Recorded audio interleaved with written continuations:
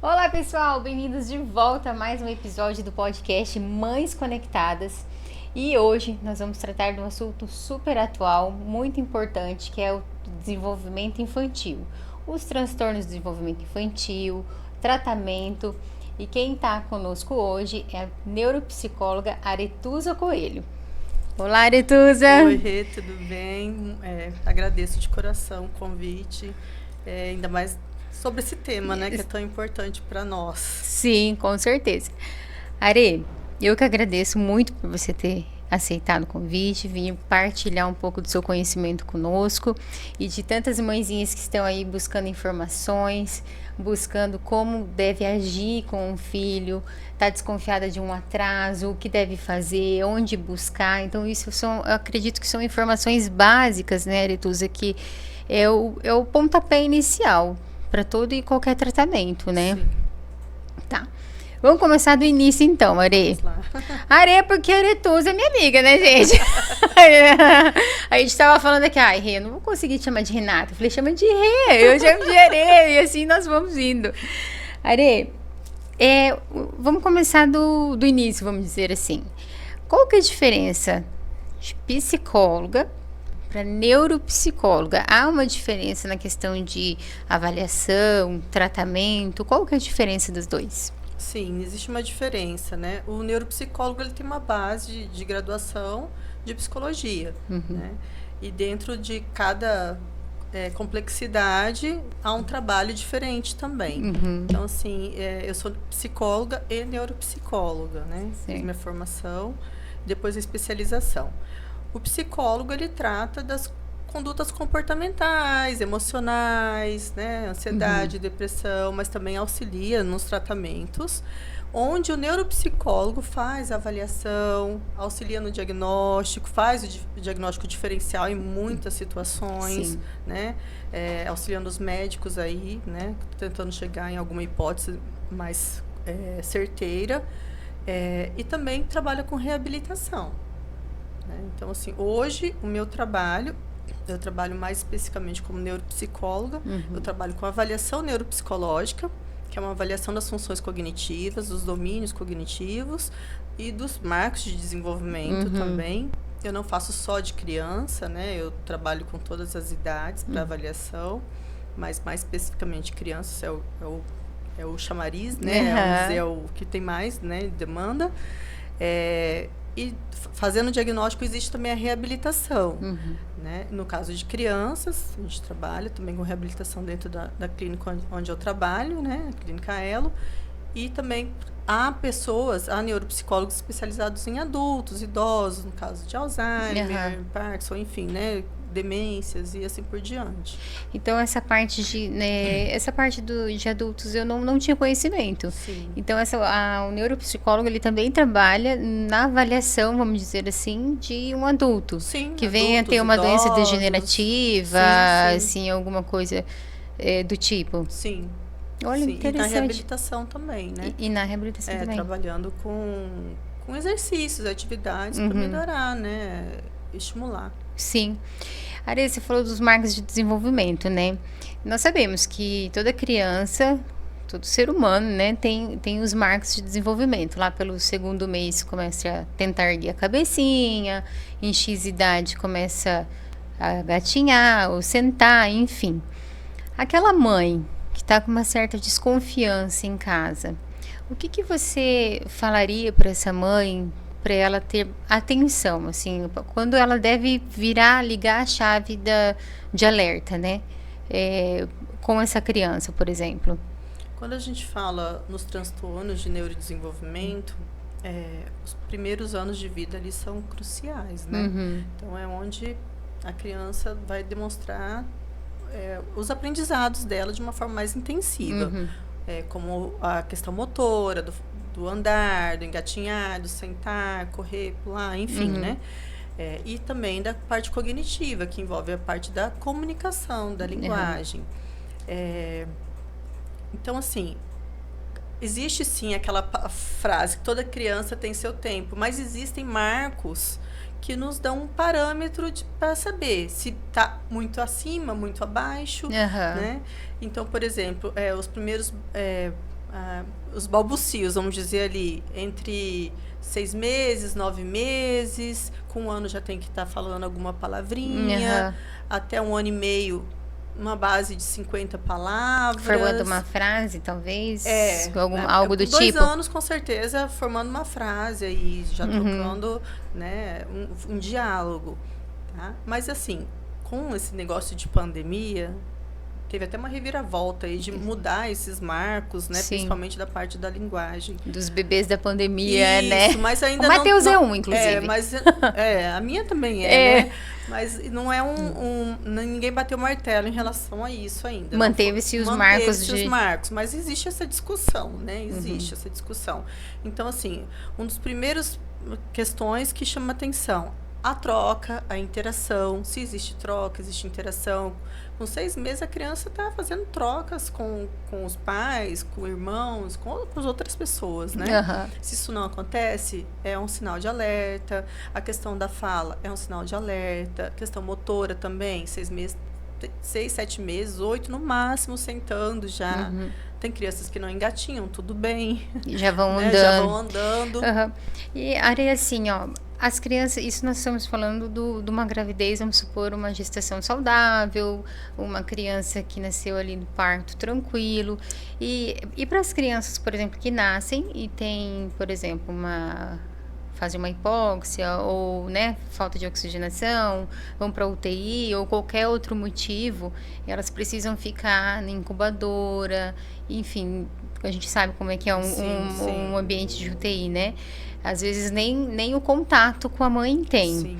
Essa avaliação, ela é feita da mesma forma ou considera-se tipo uma anamnese com a mãe para saber de todo esse histórico e em cima disso você vai avaliando a criança? Não é feito da mesma forma, não. Né? Porque aí cada caso é um caso muito específico, Sim. né? Uma criança que ficou 3 meses dentro de um hospital não é uma criança que vai se desenvolver igual uma criança que estava em casa, por exemplo, com as estimulações, né? Com chão, né? Com grama, areia e tudo mais, né? Então, é feito, claro, que cada caso é um caso nesse sentido, tá? Por exemplo, tem um paciente com prematuridade extrema, 20 e poucas semanas. Nossa! Então, assim, a gente não conta, existe a idade cronológica dele de nascimento, mas existe, a gente tem que contar essa idade de atraso cronológico devido à prematuridade extrema. É feito um cálculo. Isso, é feito um cálculo, mas não necessariamente matemático, assim, a gente usa um parâmetro, mas não tem como ser matemático, exato. Sim. Não existe essa exatidão. É uma percepção, a gente vamos tem que entender assim. que aquela criança não vai falar com 1 ano, entendeu? Que é mais ou menos o marco que a gente fala as crianças das primeiras palavras. Sim. Que a gente tem que entender que ela vai utilizar um pouco mais de tempo devido à estimulação e também porque os órgãos não estavam todos formados. Então, tudo isso tem um impacto fisiológico também. Aí vai da família ter um pouquinho de paciência, entender a situação, porque hoje em dia é tudo muito para ontem, né, Aretusa? Você vê, muitas mães têm os filhos e com alguma dificuldade e acredita-se que tem que seguir, vamos dizer, esse padrão, se é assim que a gente pode chamar, e não é bem por aí, né? É mais nós pais, né, que idealizamos isso, né? Que temos essa ansiedade, vamos dizer assim. Isso mesmo. Mas você sabe que o Matheus, quando nasceu, ele ficou 18 dias na UTI, mais 4 de quarto, né? E quando o Matheus... Eu peguei ele com 7 dias de vida, né? Que ele estava na incubadora. E eu já percebi, Aretusa, no primeiro mês, assim, que a comunicação dele não era a mesma. Porque, querendo ou não, quando a gente tem mais de um filho, a gente compara. Sim, claro. Né? É natural, não é por maldade, mas é natural. Então, quando eu ia dar mamar na Chuquinha, porque peito ele também não pegou. Então, eu não tive aquela coisa do peito, do olharzinho, era na Chuquinha mesmo. Eu percebi que ele não olhava, sabe? Ele não interagia como uma criança, vamos supor aí, de 2, 3 meses interage da forma dela, um sorrisinho, fixar o olhar, né? E aí eu fui no neurologista e ele já pontuou a questão do autismo. E eu, mãe de primeira de viagem, vamos dizer assim, na maternidade atípica, né? Falei, não, eu acho que não deve ser isso. E aí nós descobrimos a questão auditiva do Matheus, que foi muito importante também, porque a questão auditiva do Matheus que deixava ele, vamos dizer assim, uma criança apática, né? Porque ele não reagia, né? Tinha toda uma questão cardíaca também, que ele ficava muito cansado, enfim. Aí agora, por esses dias, faz pouco tempo que aí saiu o laudo do autismo do Matheus. O médico lá atrás estava certo, né? Mas eu vejo assim que muitas mães, nós mães, temos que ficar atentas a todos esses sinais que as crianças podem dar. Sim, né? Vocês, a maioria das pessoas que me conhecem sabem que eu tenho uma filha autista, né? Minha mais nova. E foi assim, lá nos primeiros meses também eu já percebi algumas coisas, mas é claro, a gente não quer que seja, então vai tampando o sol com a peneira, né? Mas ali com 6 meses eu percebi a falta de olhar, ela teve um atraso bem significativo de fala, né? Teve algumas regressões de fala também, comportamento, né? E eu lembro até hoje, assim, que ela estava com 1 ano e meio, mais ou menos, e com bastante, para mim já não falava nada, né? Sim. Praticamente. E aí eu conversando com a minha supervisora, eu falei assim, ela não fala, mas é da pandemia, né? Porque ela fez o ano em março, bem quando começou a pandemia e tal. Aí ela falou assim, mas vocês não falam em casa? Olha. Ela tem uma irmã hiperativa, né? Que a minha mais velha é TDAH e fala pelos cotovelos.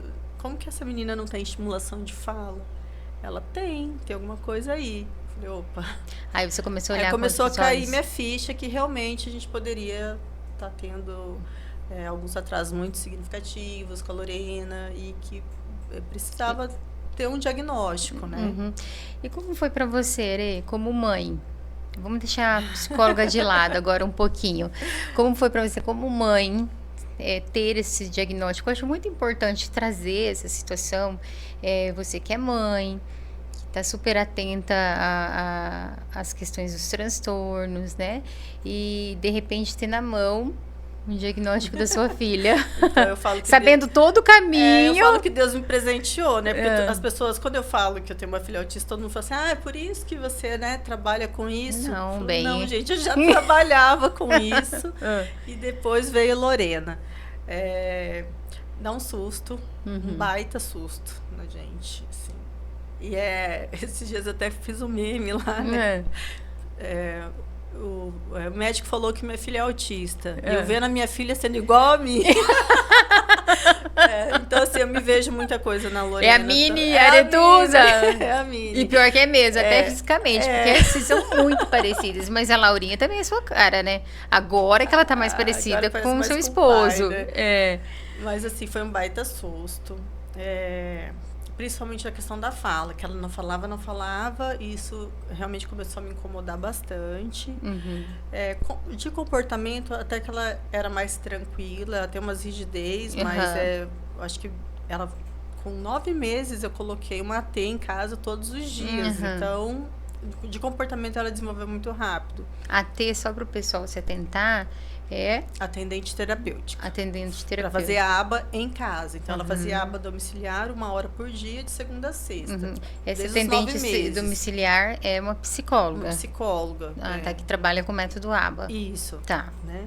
Então, uma psicóloga, uma profissional da minha equipe, ia em casa fazer a estimulação com ela, né? Hoje, ela vai fazer 5 anos, agora em março, final de março, e ela só participa de habilidades sociais.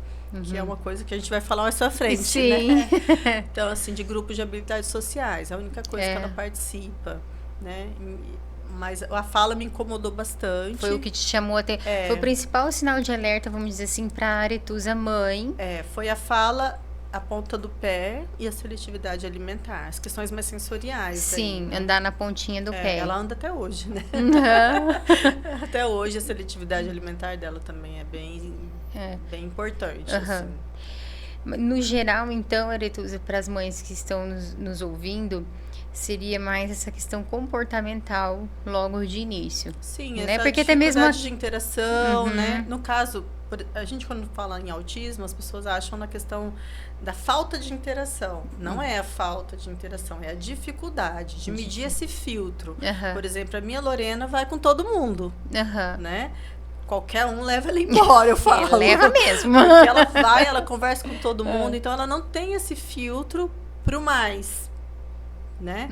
Enquanto a gente tem também crianças que têm pro menos, com pouca interação. No caso dela é mais interação.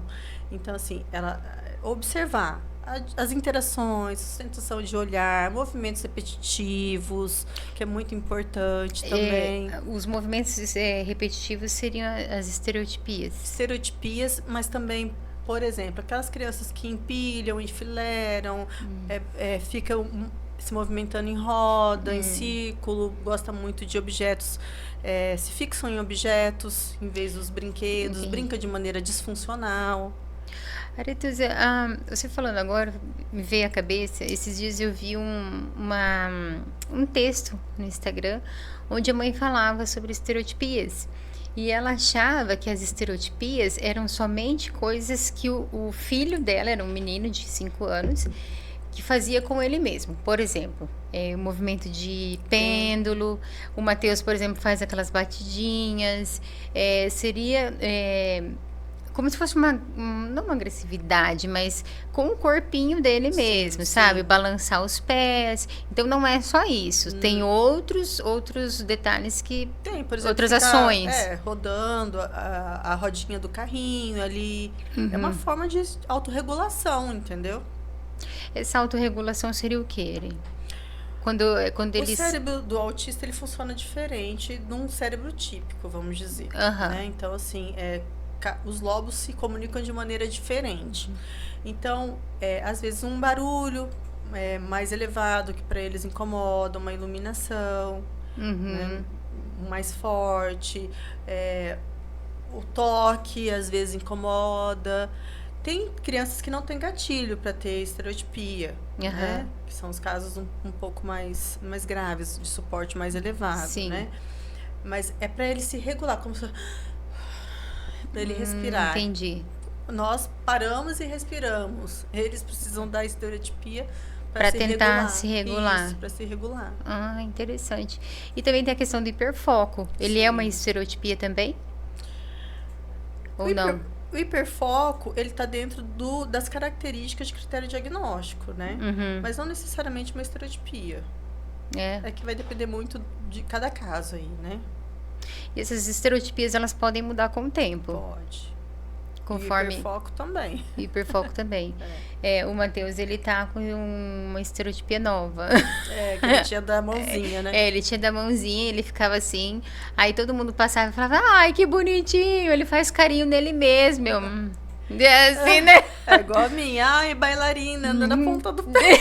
Ai, socorro, Deus. Socorro, Deus. Mas até eu tava conversando com a Fernanda, a gente fez um podcast esses dias, e a Fernanda é PCD, né? E ela conta também cada coisa, Aretusa, que ela passa, assim, Não, eu vou até relembrar, né, editor? Porque foi engraçado. E ela contando, foi comprar um tênis. E ela de cadeira de rodas. Ela foi comprar o tênis e disse que o cara chegou. Não, porque esse tênis é isso, não sei o quê, tecnologia não sei de onde. Ele falou, moço, eu só quero um tênis pra mim colocar de boa, eu no caminho. Eu falei, gente, olha a noção das pessoas, né? Que a gente tá numa sociedade, infelizmente, totalmente despreparada, né, Aretusa? Eu comento sobre isso, porque eu quero chegar no ponto com você que me vê agora.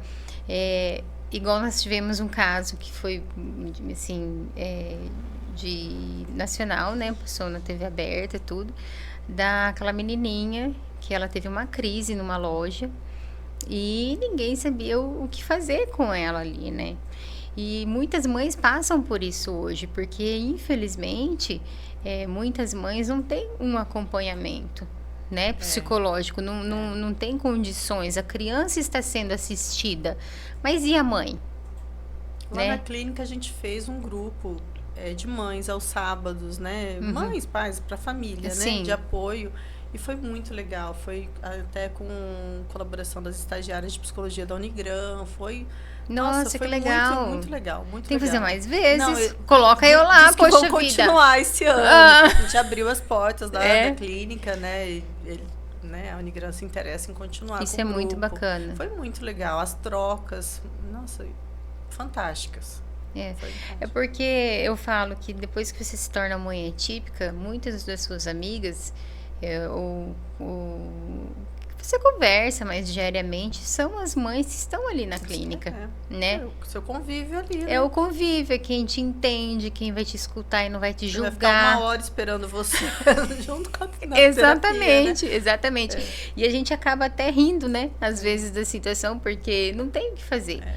Mas essa questão dessas reuniões de famílias, de mães, eu acho muito bacana, Aretusa. E nós não temos aqui na região, né? Tem Esse acolhimento. Tem um estudo, né, que é amplamente divulgado aí, que fala que o estresse da maternidade atípica é comparado a de um soldado em guerra, né? Sim, Porque realmente a gente tem mães lá na nossa clínica que tem 3 filhos, né? Os 3 com diagnóstico. os 3 com diagnóstico. Né? Então, assim, tem famílias inteiras ali, né? Aham. Não é uma só, não. Tem mais de uma mãe lá. Os 3 filhos com diagnóstico. E é terapia, não é só psicólogo, é fono, é TO, é psicopedagogo, às vezes fisioterapia, psicomotricidade. Olha só, tem muitas mães, eu falo mães porque a maioria são mães, né? Mas Sim. tem alguns pais também que acompanham. Tem que deixar, né, sua vida laboral para ficar em função dos filhos. Né? Exatamente. No seu caso, né? No seu caso. Mas eu falo assim, sabe, Aretusa, que graças a Deus que eu tive a oportunidade de ficar em casa. E quem me conhece sabe, eu sempre trabalhei muito, sempre tive minha independência, né? E chegou o Matheus. E o Matheus chegou chegando, né? Chutando a porta. Então, assim, literalmente. E hoje eu vejo e olho para trás o quanto o Matheus desenvolveu. É claro que um pouco a minha parcela, do pai, de todos os terapeutas, né? De todo mundo que está envolvido. Mas como é importante a gente estar ali junto, a mãe tá junto, sabe? Porque é nós que ficamos 24 horas com os filhos, né? E é isso mesmo, a gente acaba engavetando sonhos, engavetando muita coisa. Assim, Em prol... adiando às vezes, né? Sim, também. Are, e nessa questão, por exemplo, um filho, né, com necessidades especiais, o autismo que nós estávamos falando, tem outros transtornos também. Como que a família, diante de um diagnóstico, por exemplo, ela pode deixar um ambiente favorável em casa? Porque não é só a criança ir para terapia, né? Tem que ter um ambiente... Eu falo assim que a terapia é uma gotinha d'água perto do que a criança, por exemplo, criança com 1 hora por dia só na terapia. Quando né? rende, Quando né? rende, né? 3 vezes por semana, durante 1 hora em cada sessão. O maior tempo é em casa e na escola, naquelas que estão na escola, né? Sim. Então, precisa da orientação parental, né? Então, é feito um trabalho de orientação parental. O que que é isso? Orientar os pais de como lidar com certos comportamentos, né? E como estimular também. Assim, a gente entende que todo mundo tem uma vida, que precisa, né, até para manter a criança, precisa se, né, trabalhar, precisa ter a correria do dia a dia. Sim. E acaba ficando cansativo, né? Eu sei que eu também tô nessa vibe aí, Sim. né? Então, assim, mas entender que a gente precisa ter algumas atitudes para manter alguns comportamentos, extinguir, né? Então, vamos supor, a criança, o comportamento de birra, como é que vai ser extinguido esse comportamento, como que os pais têm que estar trabalhando em função Sim. disso, né? Todo mundo falando a mesma língua, mas assim, você falou do diagnóstico, né? Normalmente, quando a família vem procurar, a gente está falando de criança, então vamos fechar ali no infantil, nas crianças, né? isso. Quando a família vem me procurar, ela já vem com uma demanda de algum outro profissional, né? Ou seja, médico, ou seja, terapeutas, ou seja, a escola, pediatra, né? Então, assim, dentro da anamnese, eu já vou conversando, né? Se dentro da anamnese tiver características claras, eu já vou, né, preparando essa família, Sim. né? A maioria aceita tranquilamente e eu faço essas orientações, né? De como trabalhar no pós-diagnóstico. Mas, assim, o viver o luto também é muito importante, né?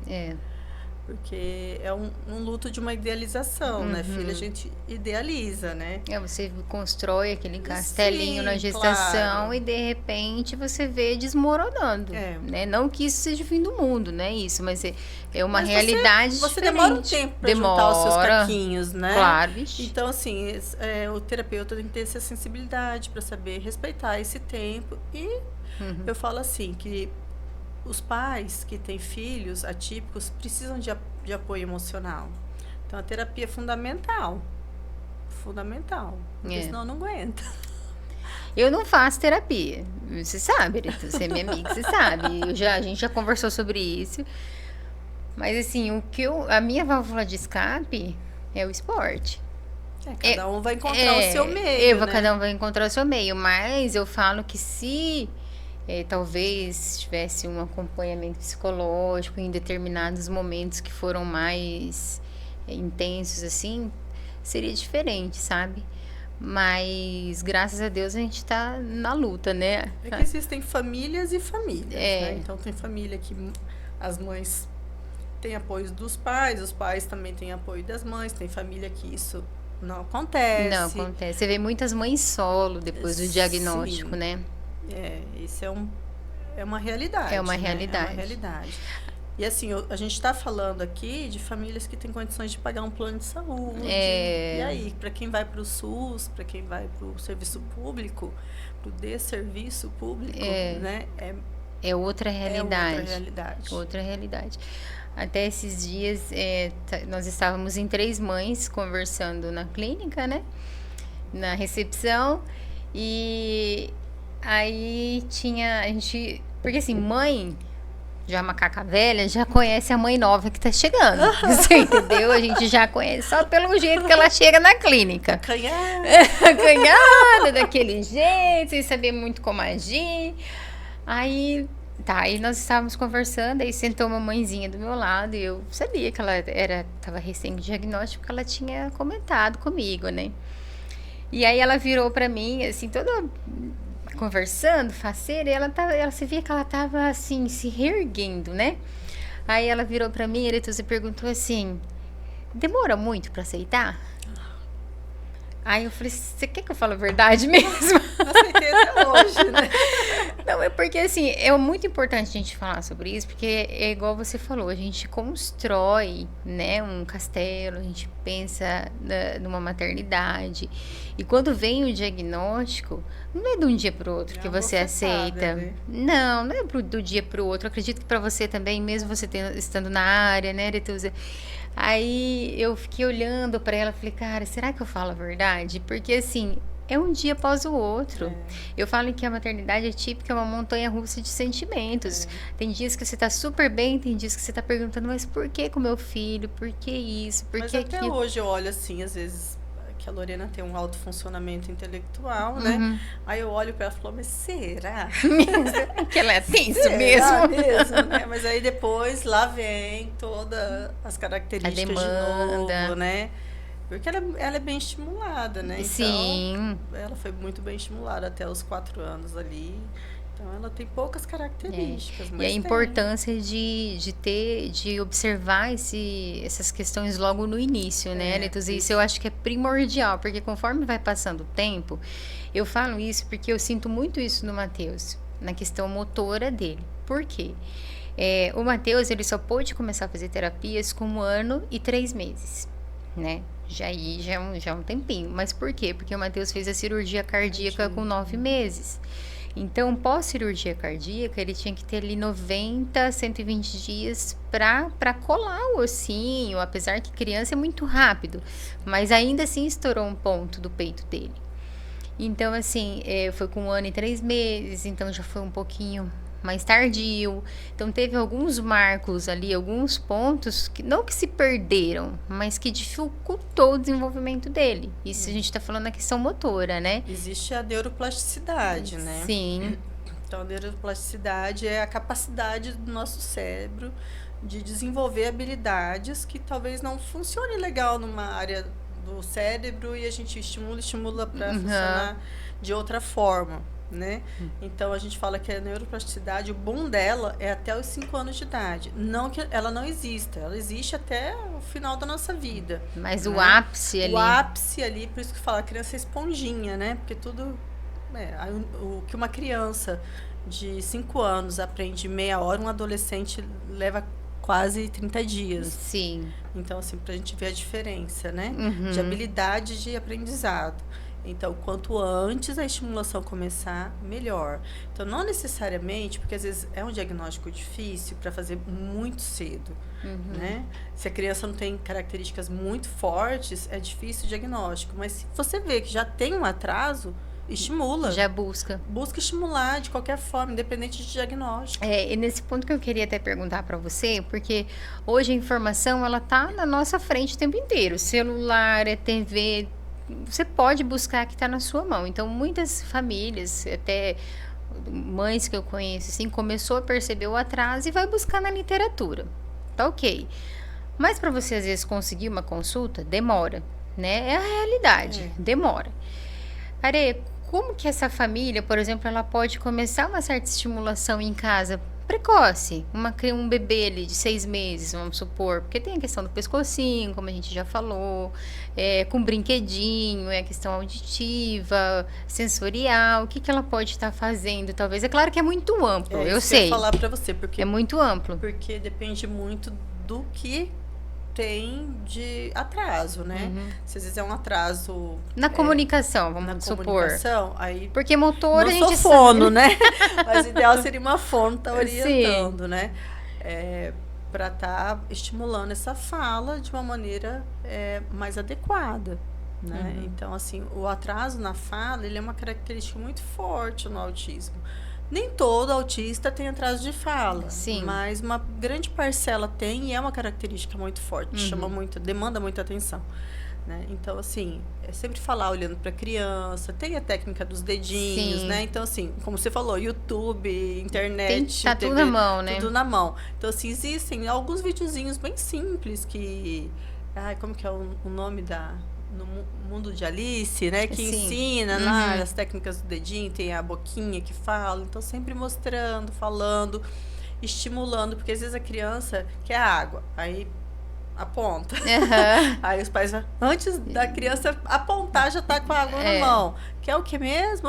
Então, falar. Instigar a criança a falar, né?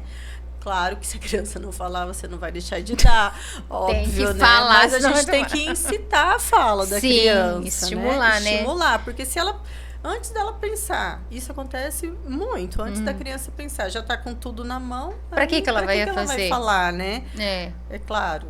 Mas aí também cada caso é um caso, né? A gente também tem as crianças não verbais, enfim... Mas incitar a fala é muito importante. Aí tem a questão do olhar também, estimular a busca do olhar da criança, né?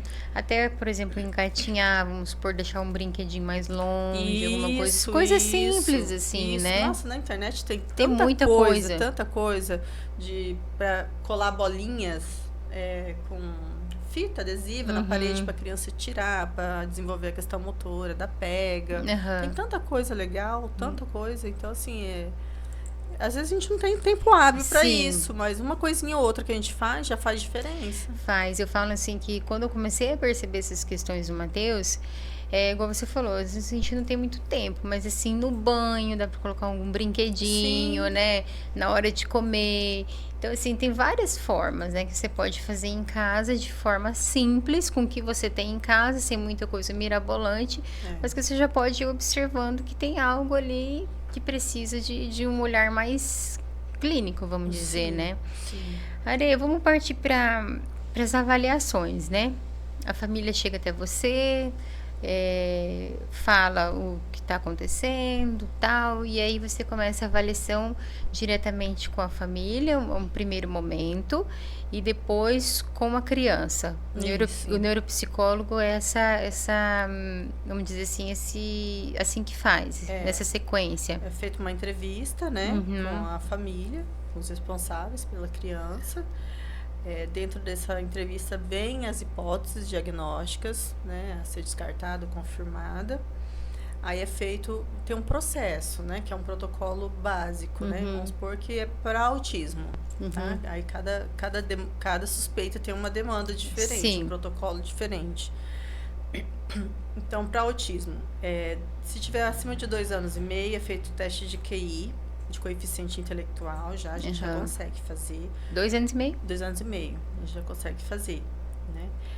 Inclusive, os instrumentos que a gente tem lá na clínica, instrumentos, inclusive, para não verbais, né? A gente consegue fazer. É feito o teste de QI, eu tenho uma equipe que me auxilia na avaliação, a Kátia faz a parte do QI, a Maria Clara faz a parte do desenvolvimento, né? Que busca o Portage, VB-MAP, enfim, né? E aí, depois dessas 2 etapas, a criança vem para mim para uma avaliação comportamental. Né? Que aí eu aplico o EIDOS, o ADIR. Que são métodos, são testes. São ferramentas, padrão ouro, né? Que a gente utiliza para estar avaliando crianças com hipótese diagnóstica de autismo. Se essa criança já estiver em terapia, é feita uma conversa com esses terapeutas, né? Para poder estar buscando também informações. Se estiver na escola, eu vou à escola, aí sou eu que faço essa parte subjetiva. Eu vou à escola, né, converso, busco as informações, para depois formatar isso num relatório, né? Buscando que seria o atendimento laudo dos critérios diagnósticos. O nome é laudo neuropsicológico, mas não é um laudo. Quem lauda é médico, né? Tem esse nome devido ao Conselho de Psicologia que refere assim, mas não é um relatório. Laudo. É uma sugestão diagnóstica, né? Para um descarte ou uma confirmação. Tá? Então, é um relatório, isso falando até 5 anos, tá? Porque aí vai mudando os protocolos. Cada idade é um protocolo diferente. E aí eu busco todas as informações, recolho e faço as matrizes, né? Cruzo as matrizes para ver se encaixa dentro dos critérios diagnósticos. Tá? Entendi. E pode ter comorbidade, né? Não só para o autismo, como para o TDAH, para o TOD, enfim, para outras questões de neurodesenvolvimento também. Vou falar um pouquinho sobre os transtornos de neurodesenvolvimento. Eu já travei.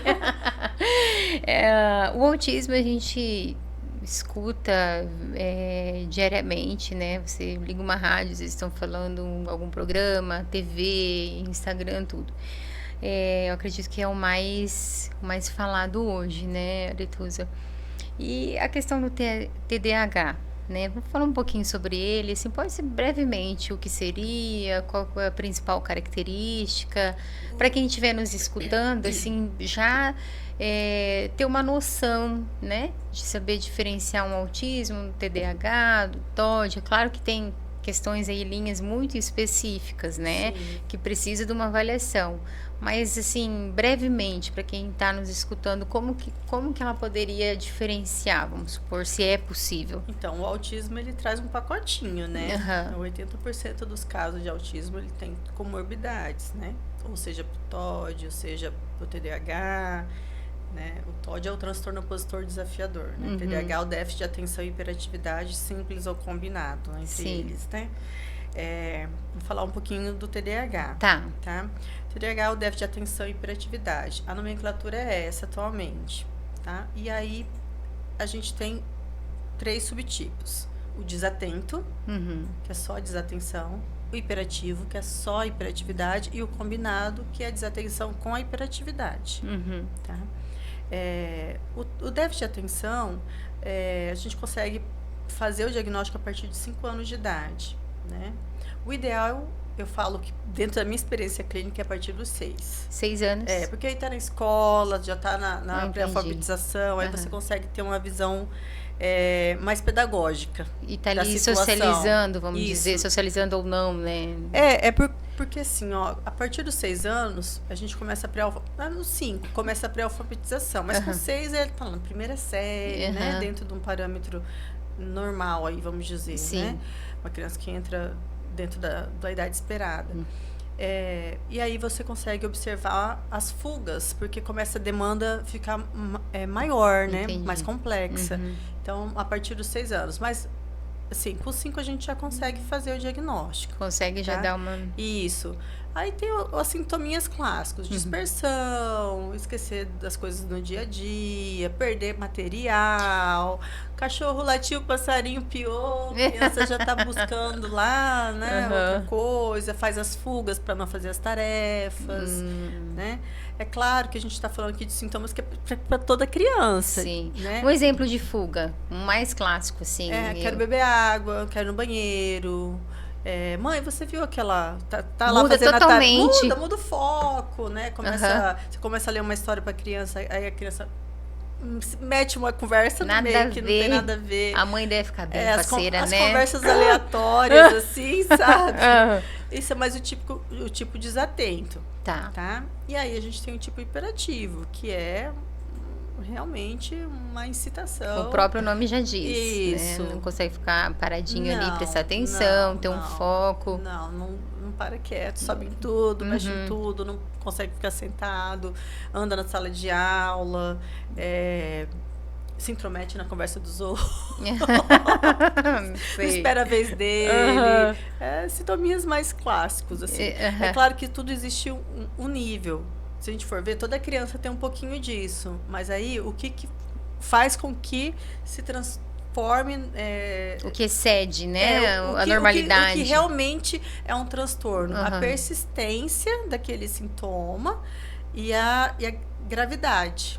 Então, é isso que faz com que a gente pense num transtorno. Entendi. Se a gente for pensar, isso é característica de toda criança. Sim, claro. Né? Mas aí a persistência desse sintoma e a gravidade, a intensidade dele, é o que chama a atenção para a gente fechar um diagnóstico de transtorno. Certo. É claro que são aplicadas ferramentas também voltadas para atenção, bem específicas, né? E aí que... Quando a gente faz a avaliação neuropsicológica, uma criança a partir dos 5 anos de idade, ela é uma avaliação cognitiva, das funções cognitivas. Então, não é só atenção. A gente busca várias, tudo, né? Todas as funções cognitivas da criança. E o TOD? O TOD. Transtorninho difícil. Esse é complicado. Esse é complicado.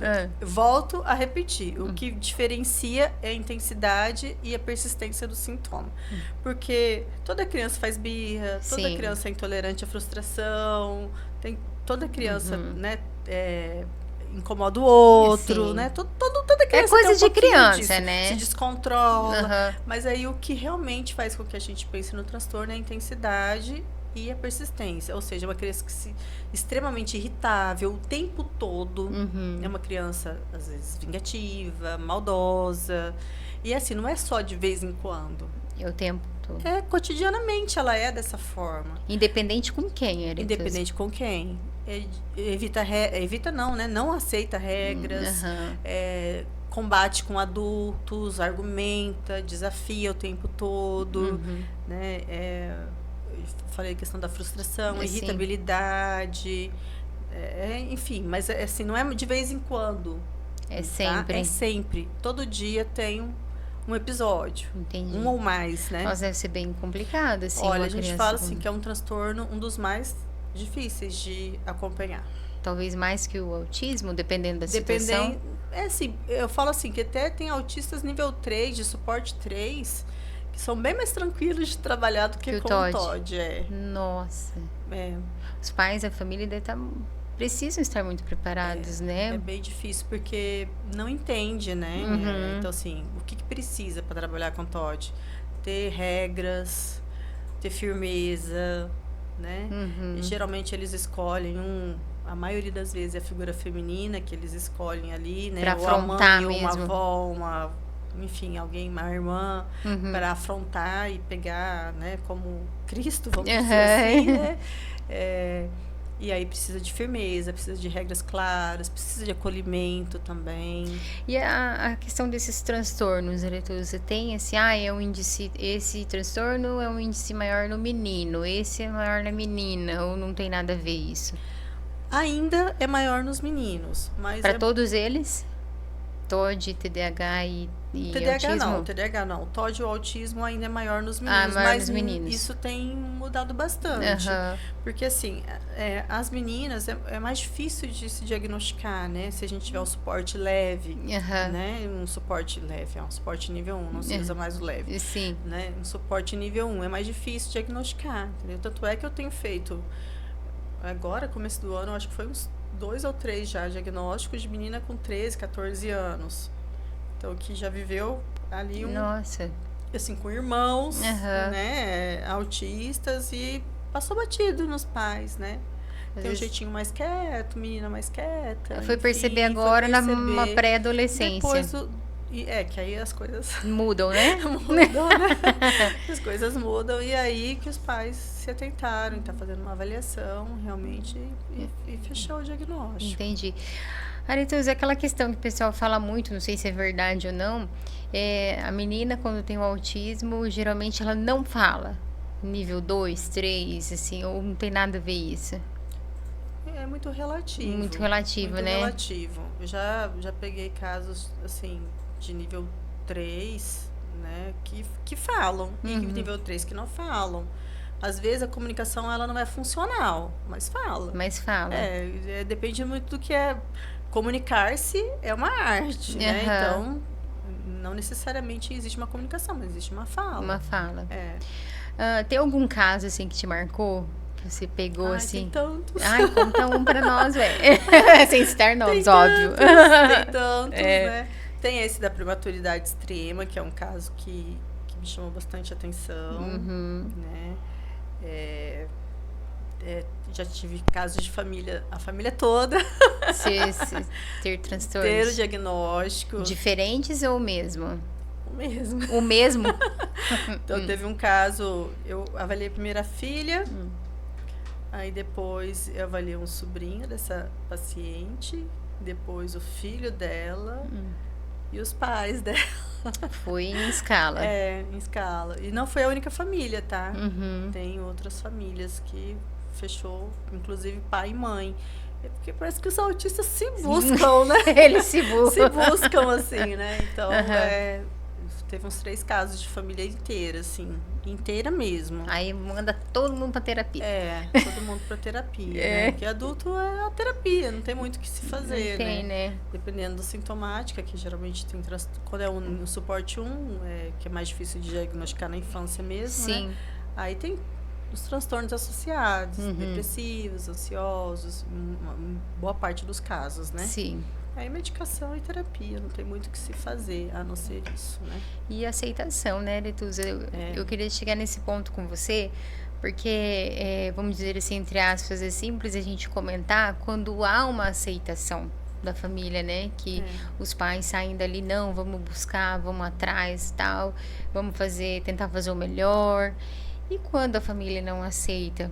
Qual que é o papel da Aretuza ali como profissional, assim? É claro que a mãe, eu acredito que mexe um pouquinho, né? Mas precisa diferenciar, né, Aretuza? Mas e quando a família não aceita? Fala, não é... Não... E aí? Eu acho que, assim, o primeiro momento, quem tá vindo até mim é porque tem alguma desconfiança, senão não viria, né? Sim, claro. Claro, quando você vai buscar uma avaliação, você não vai à toa. Não, né? Mas às vezes a pessoa não imagina que seja Sim, tão... então, aí que eu volto lá onde eu te falei, que na anamnese, se eu observo características já que evidenciam, eu já vou preparando a família desde ali. E tem uma coisa, eu nunca falo antes do relatório final. Então, já aconteceu. Mas você não pode falar? Se você está desconfiando ou não? Eu falo, não posso falar. A melhor coisa, né, Letuza? Só, porque já até aconteceu. Fechar todo... Já aconteceu de eu falar antes e ficar... a mãe levar para o pai de uma maneira diferente, dá um problemão isso. Então, assim... eu prefiro... Até você explicar, isso, né? Porque a mãe explicou do jeito dela, né? E aí o pai não foi só a mãe, e aí... Né? Até você resolver a situação. Então, eu só falo no final mesmo, né? Então, assim, tem famílias que não aceitam mesmo, né? Mas eu tento evidenciar as características. Mostrando na prática. São embasados no critério diagnóstico da DSM-5, né? Que é a nossa bíblia de transtornos mentais. Então, tem um teste DSM-5, não tem? Que faz com a criança? Tem algo assim, não tem? Não, o DSM-5 ele é o... É um livro. É o nosso manual de transtornos mentais. Ah, tá. Não, então eu tô confundindo, porque do Matheus, quando foi diagnosticado até, ele fez várias perguntas, né? É que assim, São E escalas que DSM-5. Mas eu acho que era então a que são, fonte ali. as escalas são baseadas no DSM-5, sim. nos critérios diagnósticos do DSM-5, entendeu? Aham. Tá. Muita coisa mudou, né? Então, mas o critério diagnóstico é basicamente ali os mesmos, Aham. né? Quando a gente fala nenhum autista é igual ao outro, realmente não é. Cada um tem suas, né, suas características sintomáticas, enfim. Mas aí quando a família não aceita, tenta evidenciar o máximo possível baseada na literatura, Aham. né? E tentar ajudar de alguma Tentar forma, né? ajudar, Porque né? o mais prejudicado, eu acredito que é a criança, sempre, É, né? é. Are, você disse, a gente falou bastante sobre família, né? Como deve agir, os pais, escola, terapeutas. E no seu ponto de vista, essa abordagem multidisciplinar de todos juntos ali trabalhando em prol da criança é de extrema importância, é fundamental, porque vai estar todos falando a mesma língua, né? Tanto escola, terapeutas, família. Qual que é o seu ponto de vista quanto a isso? Como você falou, é fundamental, né? Porque assim, um é um complemento do outro, né? Então, às vezes, já aconteceu casos de família que às vezes não tem condições de pagar tratamento e fala assim, mas por onde eu começo? Então, a gente busca o que está mais prejudicado na criança e para indicar o profissional, né? O TO, o fono, físio, psicomotricista, enfim. Só que entender que, por exemplo, a fala não é só com o fonoaudiólogo. Com o psicólogo vai auxiliar na fala, com o TO vai auxiliar na fala, enfim. Comportamento é a mesma coisa, não é só com o psicólogo. Os outros profissionais complementam. Então, assim, quanto mais estimulação a criança tiver, menos tempo de terapia no futuro ela vai precisar. Sim. Né? Então, a gente evidencia isso. E todo mundo falando a mesma língua é muito importante, né? Eu falo assim, as escolas estão se abrindo há pouco tempo. É recente, né? É bem recente. Eu já tive casos de escola, por exemplo, de 8 alunos da sala, uma escola pequena, 5 ser autista. Nossa. Então, assim, minha filha estuda numa sala que tem 4 autistas. Acho que são 13 ou 15 crianças, 4 são autistas. Com diagnóstico, né? Então, assim, se não houver uma mudança de política educacional, né, voltada para esses transtornos, TDAH, autismo, TOD, enfim, a gente vai ter problema. Sim. Não só com as crianças que são atípicas, mas com as típicas também. Claro, sim. Né? Porque acaba influenciando, né? Tendo uma influência. Então, assim, a abertura da escola é muito importante. Eu tenho tido a abertura de praticamente todas as escolas de Dourados, assim, inclusive pública, né? Até hoje estava comentando com a Fabiela, inclusive, né? Que esteve aqui com você. Que ela falando do filho dela, que estuda em escola particular, que ainda bem que é particular, que ela conseguiu colocar o aba escolar. Sim. Só que eu também consegui numa escola pública. O Aurora abriu pra gente também fazer. Então, assim, foi um ganho muito grande. E realmente uma paciente que tem essa necessidade da intervenção. Claro que cada caso é o caso. Claro. O caso do Gabriel é um e o caso dessa minha paciente é outro. É maiorzinha, já pré-adolescente, então é um caso de interação social. Então, a AT vai estar lá fazendo a parte da interação social. Né? Então, assim, mas foi um ganho.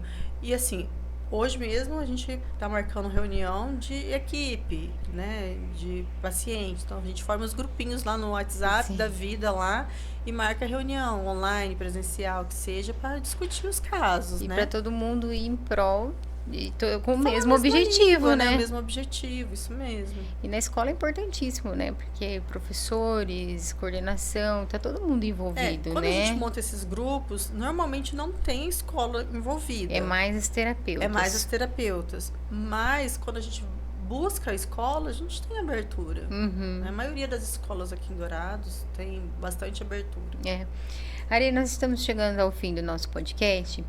Não estava no nosso script, né?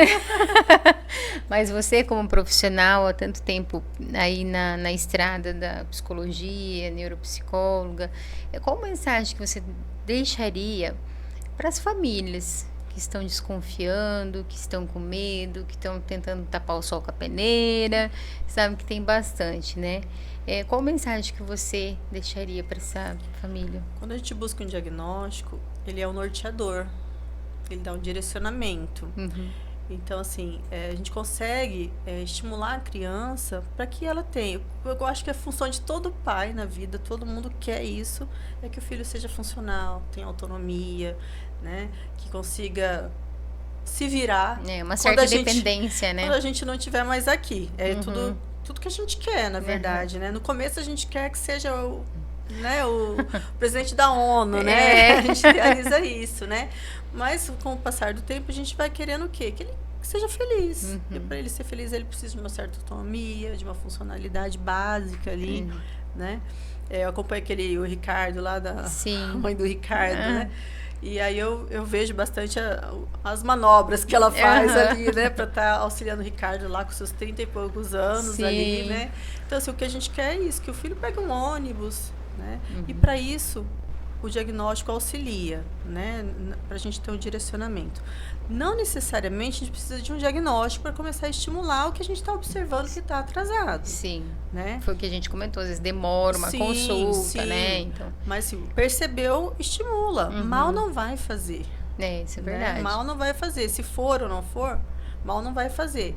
O ideal é que a gente estimule os nossos filhos e tenha tempo para eles. E uma coisa muito importante que me veio à cabeça agora, além de estimulá-los em casa, como terapeuta mesmo, não deixar de ser mãe, né, Aretusa? Porque a gente acaba sendo um pouco psicóloga, físio, TO, fono. Eu falo por mim, eu me cobrava muito. Hoje que eu tô mais, não que eu não faça, mas que eu tô mais assim, sendo mais mãe. Eu acho que isso é muito importante até para a criança entender que aquele momento é de ficar em casa, é de brincar, sabe? Do ócio também, do ócio também. Então, mesmo que o Matheus é não verbal, mas então assim, eu sinto nele, no olharzinho dele, sabe? Quando a gente chega em casa das terapias, ele te dá um sorrisão, tipo, ai, cheguei, sabe? E respeitar os momentos, né, Aretusa? Acho que é muito válido isso, muito importante. E a família um apoiar o outro, né? Um apoiando o outro. Eu vejo assim, as mães às vezes falam assim, quando o pai vir, né, dá um toque nele. Muitos casos. E aí eu dou uns pega nos pais lá. Ela tem que participar, tem que fazer, tem que acompanhar, né? Porque a sobrecarga fica muito grande, né? E a maior, quando a gente divide o peso, fica mais tranquilo. Fica muito mais tranquilo. Vamos pro nosso bate-volta, Aretusa? Ai, meu Deus, vamos. Ai, meu Deus. Eu falo uma palavra, você responde uma palavra. Tá bom. Ou se não ensaiei, responder... Tá? Não, mas é isso mesmo, que tem que ser natural. Quando eu falo amor. Família. Um prazer. Assistir um filme. De boa. Viajar. Se você tivesse superpoder, qual seria e por quê?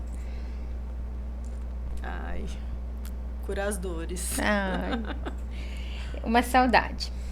Minha vozinha. Um livro. Nossa, tem tantos. Mas eu acho que é Psicopatologia do Salvador. Uma felicidade. Ser mãe. Uma frase que te define ou que você gosta. Uma frase que minha mãe falava pra gente, né? Errar é humano, persistir no erro é burrice, mas mais sábio ainda é aprender com o erro alheio. Exatamente. Então, observar, né? Analisar as situações. Exatamente. Né? E como é. Aretusa, deixar espaço para você falar da sua clínica, deixar o contato. Depois eu vou deixar na descrição do vídeo também, tudo marcadinho lá para quem tiver interesse, quiser conhecer um pouco mais do Instagram lá da Clínica Elo, da Aretusa, o trabalho delas. Mas está aberto, pode falar um pouquinho do trabalho de vocês, tem algum projeto? A Clínica Elo vai fazer 3 anos, né? Agora esse ano. É uma idealização minha e da Daiane, minha sócia, que é fono, né?